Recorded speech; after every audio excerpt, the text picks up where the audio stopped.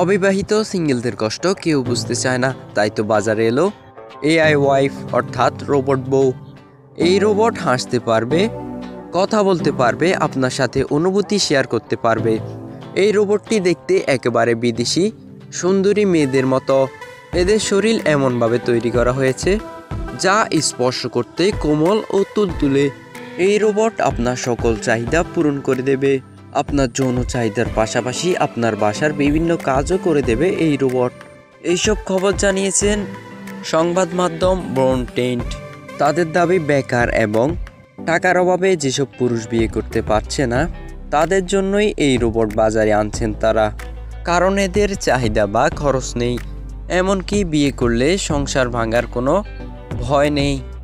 বিশেষত এটি অনেক নিরাপত্তা দিতে সক্ষম, এমনটাই দাবি করছেন চায়না গবেষকরা।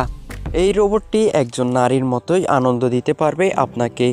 আপনার যৌন চাহিদা মেটানোর সকল পার্ট এই রোবটে রয়েছে, স্পর্শ করতেও কোমল এবং তুলতুলে।